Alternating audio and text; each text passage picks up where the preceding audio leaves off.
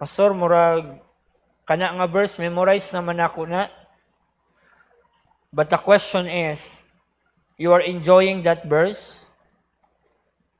Amen? Naga-enjoy ba ka ana nga verse? Don't underestimate the common verse sa Bible. Kaya that common verse is dira nagaatake ang Ginoo sa atoa para masabtan nato ang iyahang mando. Kaya itong basahon verse number 18, 19, and 20. Are you happy? Say amen. Amen. Ug atong basahon og kusog. Okay, ready? Begin. Verse 18, ready? Begin. And Jesus came and spake unto them, saying, All power is given unto me in heaven and in earth.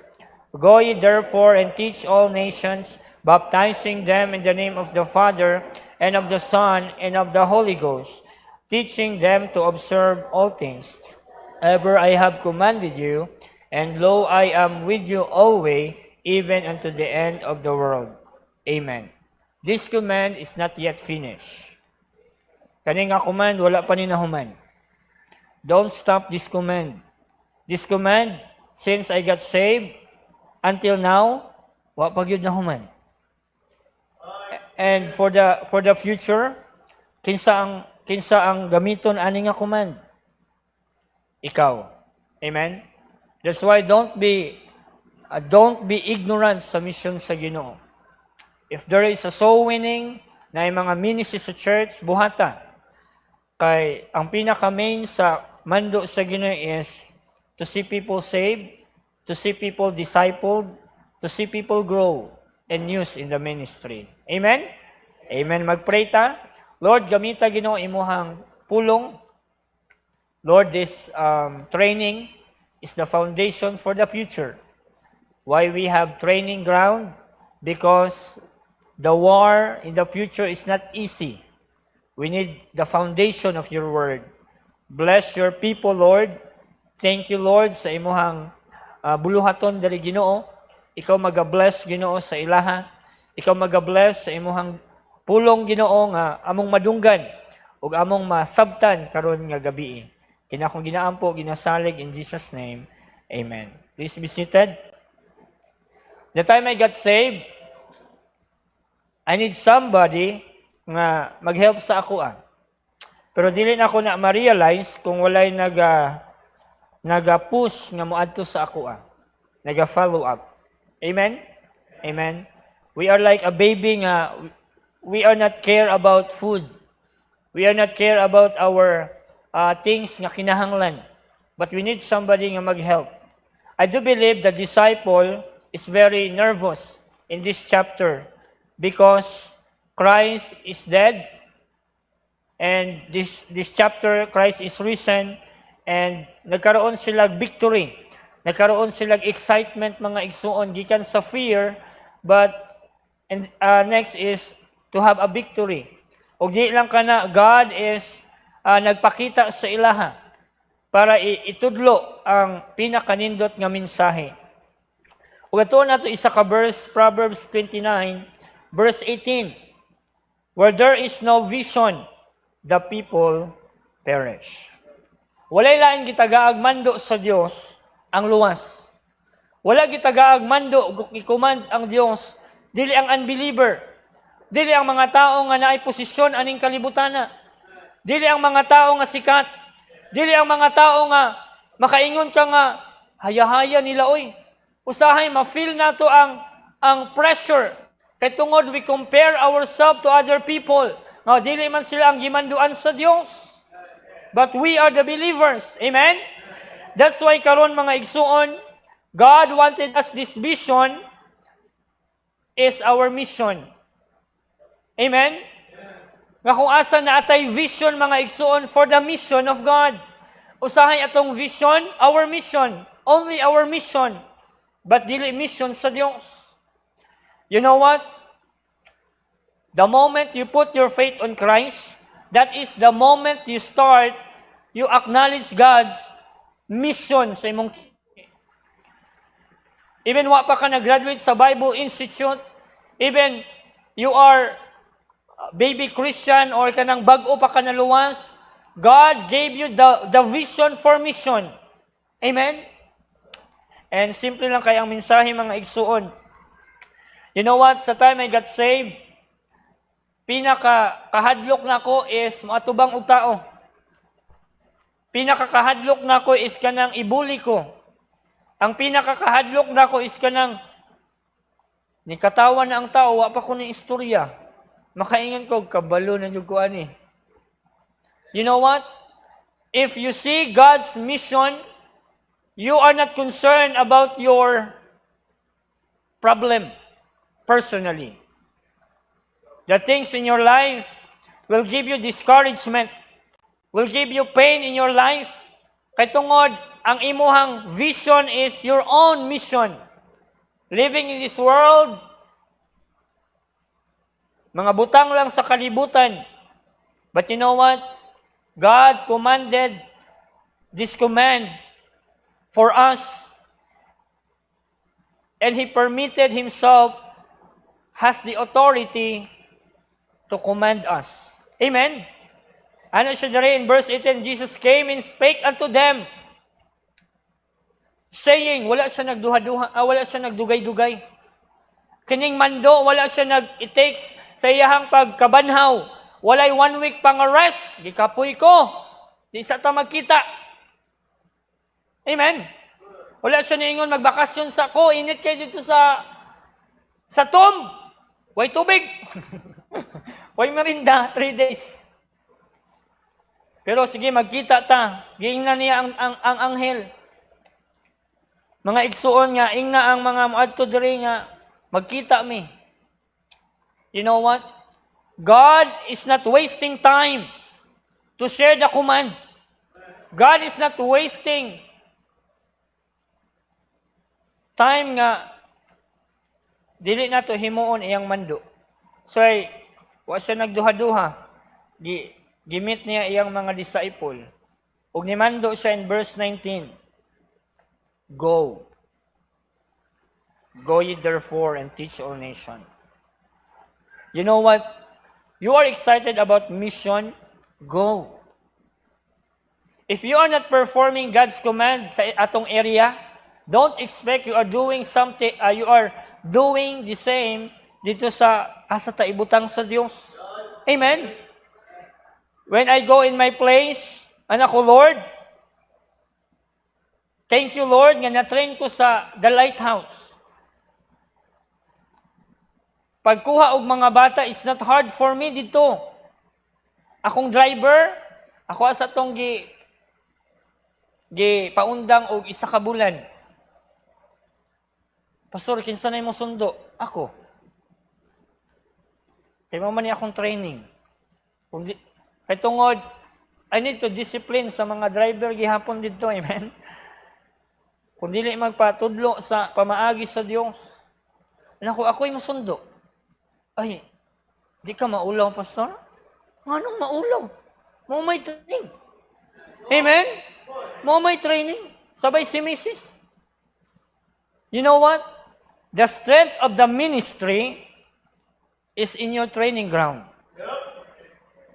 Don't expect what you can do in the mission field if you are not doing something in your area now. Amen? Dili going to laki ang ministry. If you are going in the mission field, no one approach you. Sir, pastor. There's somebody, ay pastor, day ka? Palit kong isda. Ay pastor. Ay pastor. Dili ka mag-ingon, pastor biya ko. Dili. Let the people nga makitaan ka nga pastor. Amen? So anak si Mrs., ayaw pagpalit sa tindahan, naka-short. Ibi na ako sulod sa balay, naka-slacks. na mo palit, og ayo, paspas kayo mag... You know what? Sa atong kinabuhi, God wanted us to have a vision for mission. Amen? O, di ta maglangan, murag nadugay na ko, amen? Una is, sowing the seed. Sowing the seed. God is so excited about your life. if you are sowing the seed. The seed is the Word of God. The Bible said, 1 Peter 1:23, being born again not of corruptible seed, but of incorruptible, by the Word of God, which liveth and abideth forever. Amen? Nganong mahadlok man ta bubuhat sa misyon? Nga mubutang lamang kag seed. Are you with me? Nganong mahadlok man ta mo soul winning? Nga mubutang lamang tag seed. Dili ikaw ang magtanga ana og hala, gaya mo turok oy. Dili oy. Dili na nimo pwede nga atangan perme. Sowing a seed. Ang pulong sa Dios kinahanglan isabuag. Sa mission field dili kinahanglan nimo kusog. Kusog sa Dios. You will be depressed. You will be discouraged sa mission field. If you are looking about your strength, are you with me? Night time nga anak ko first pag na mag-Bible study, pila ka bulan na iniingon, pastor, dugaya sa inyong church. Kay musimba nako, musimba nami. Na ana nagtukod nako gamay nga tapukanan. Nako ma'am, na ana ma'am. Di naman mutingog. Siguro kay France sa ilang church, kung asa mi nangitag area. Okay lang, amen? Yes, it's so hard. Pero padayon. Why? Nagbutang lang man kag seed. Every time you sow a seed, God will bless. Nga naman, ano siya, go. Mulakaw lang mo. Amen? I-teach ang maing balita, go ye therefore and teach. Wala gibutang dira, go ye therefore and nothing. Hello? Teach. Kung mulakaw ta, ay naglakaw na bitaw ko, ni-teach ba ka? Ni soul winning ba ka? Ni butang ba kag pulong sa Dios? Niingon ba kag naiimpierno? Niingon ba ka nga nailangit? If you are going, there's somebody makadungog sa seed. May somebody nga mabutangan sa pulong sa Dios. Amen? You know what? Wala nagmando ang Ginoo dire nga dili complete. This great commission is complete. Para ang tao, kining iyang mando in the last, I am with you always, kay tungod hangtod kining Kristohanon nga matudluan, ma-equip. Amen? Kaya nga naman, kinsa man ang makabenepisyo mga igsuon kung nay tao maluwas. Ang Ginoo na ug ikaw. Malipay ang Dios. Malipay pud ka. Sa time nga naata sa ministry mga igsuon, kung wala na ka soul winning, kanang imong nabalaan mawala ra na. Sag ikaw pa'y pinaka-bright sa klase. Misang ikaw pa'y nindot kay report. Misang ikaw pa'y pinakanindot og sinina. Misang ikaw pa'y pinakanindot mo prepare sa mga panginahanlan sa school. If you are lazy in your mission work, there is a local church, it's in vain. Amen. That's why go, sowing a seed. You know what? Ang pagtanom di sa yun, na mga matamna ni mo nga gahi kayo yuta, amen? May mga tao nga dili ganahan. May mga tao nga dili mudawat sa imuha. You know what? You're very excited when you are going. You see people, different reaction, different situation, and different kanang pangutya sa imuha. Napay mo ingon, kadaghan nagbaptist dire. Naanapog ka. Paistoryahan lang gud ko, ma'am. Daghan na magsimbahan dire dong. We are not Tokodice Church for the sake of people, but for the sake of the Lord. Amen.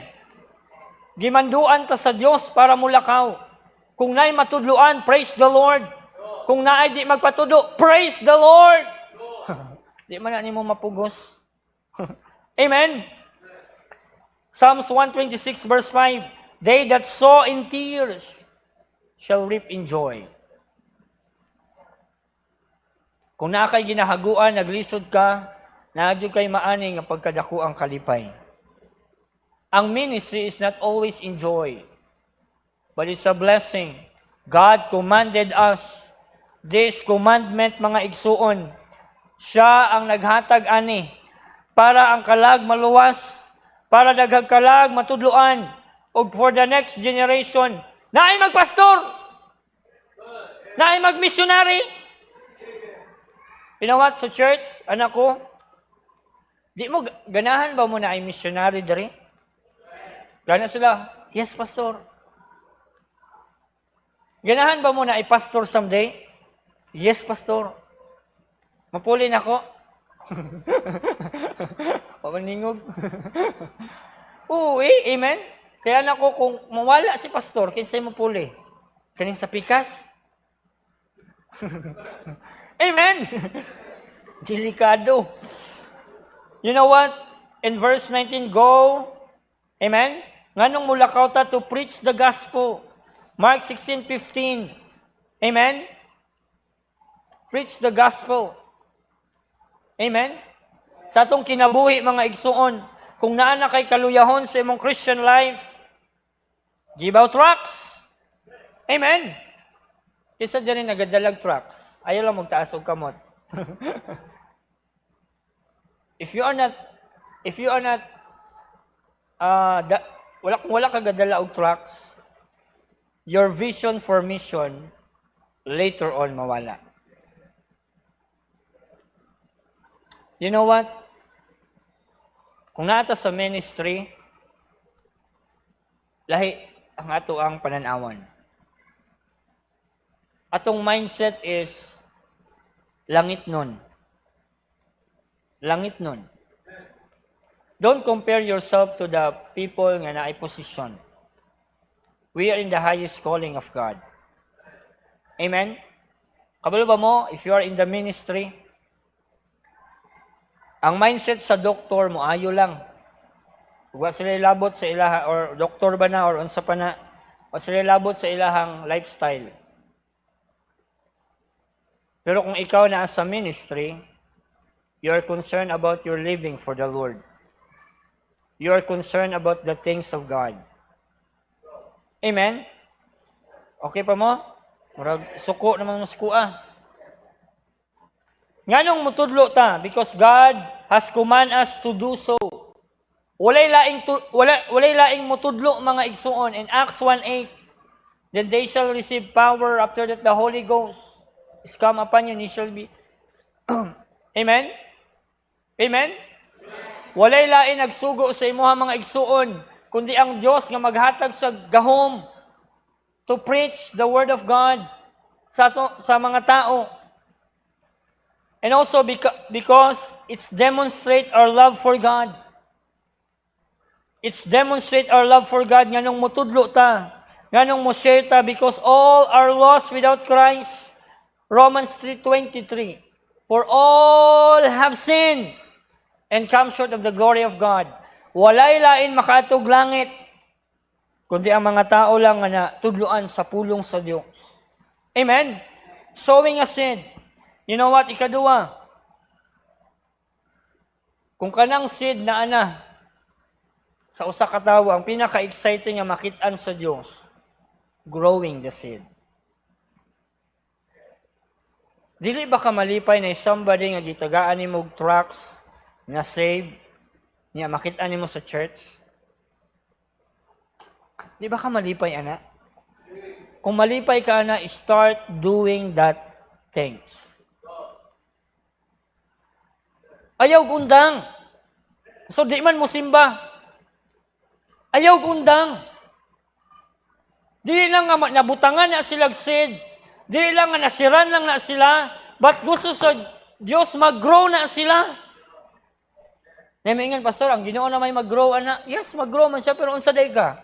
Instrument man ka. Are you with me? Follow up them. Di man sila maminaw.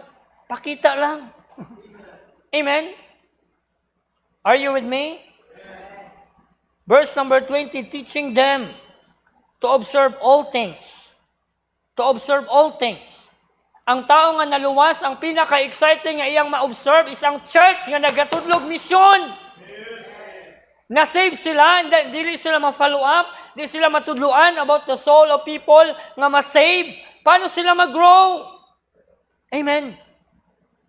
That's why as a missionary, as a pastor, or as a member of the church, ang pinaka-exciting nga gusto mahimo dala sa Ginoo is ang iyang seed mabutang. O kanang seed motubo. Are you with me? Amen? And you know what? In 2 Timothy 2:2, and the things that thou hast heard of me among many witnesses, the same cometh thou to faithful men, who shall be able to teach others also. Si Timothy, he learned about the Bible. He learned about how to witness. He learned about unsay mga buluhaton sa church. And he teach others. The question is, kung dili ka makakonvert diri sa church, how can you stand someday? Amen? Find a place nga imuhang seryosohon nga this is my mission field. Asa makakaroon, do it for the Lord. Amen? I'm not expect na magpastor ko. Padana ko sa una, Lord, kung asa man ko nimo gamiton, please help me nga naay mga tao nga madala sa church. Amen. Pastor, lisod man. Ihatag sa Ginoo, di na lisod. Amen. You know what? Teaching them to observe all things. Hapit na ko mahuman. Disciple them. Amen. Train them. Kung na-disciplean na ka, pray nga na kay ma-disciplean. Kung wala kay gina-disciple, mawala na imong desire. Kung wala kay gina-follow up, gina-pray nga madala sa church, mawala na imong desire. Amen? You know what? As a Christian, gusto sa Ginoo mag-grow. Dili ta ganahan no magtanom ta, pila na kabulan, wa man itubo. I know, dili man na paligsahay, sana, kanang contest, nga kanang gina-follow up nimo dugay kaayo, sige lang. Ayo lang focus sa isa, daghana. Amen? You know what? 2 Peter 3:18, but grow in grace. Grow in grace. Dili grow in your ability. Dili grow in your technique, but grow in grace. You are growing because of the grace of God, not in your talent, not in your ability, not things kung say naan nimo, but you are growing in grace and in the knowledge of our Lord and Savior Jesus Christ. To Him be glory, both now and forever. Igsuon, walay laing desire ang Ginoo nga mag-grow ka. Siya ang mahimaya. Walay laing nga naitao mag-grow, nga ang Diyos ang mahimaya. We have a vision for mission, and lastly, not only growing the seed, but lastly, glowing the seed. Kanang mahimong fruitful ba? Nagapabilin ang seed. Nahimong fruitful nga seed. Sa una, kana nga seed, kana nga convert, gibutangan lagpulong sa Dios. Nag-grow, gigamit sa Dios. Naging pastor, missionary worker, staff. Amen. That's a blessing for the ministry of the Lord. Amen. Dili padaghanay, dili pa dakuay, but ang gusto sa Ginoo is the quality of the members. Amen. The quality nga for the next generation naagihapoy mga pastor nga gikan ana nga church. That's why glowing the seed, anang Ginoo, I am with you always. Kinsa ang mag-glow sa atong kinabuhi? Ang Dios. Unsay ma-accomplish? Ang Dios. Amen. Unsay naa nato ron, gina-enjoy nato ang ministry tungod sa Dios. Be fruitful in every good works. Amen. And Colossians 1:10, that ye might walk worthy of the Lord unto all pleasing, being fruitful in every good work, and increasing in the knowledge of God. And Matthew 5:16, let your light so shine before men, that they may see your good works, and glorify your Father, which is in heaven. If you have a vision for mission, bisag asa ka mo adto, you are a blessing. Hello, amen? You are a blessing. When the last time naka-witness? Kabalo na ba mag-witness tanan? You have a vision for mission. Amen?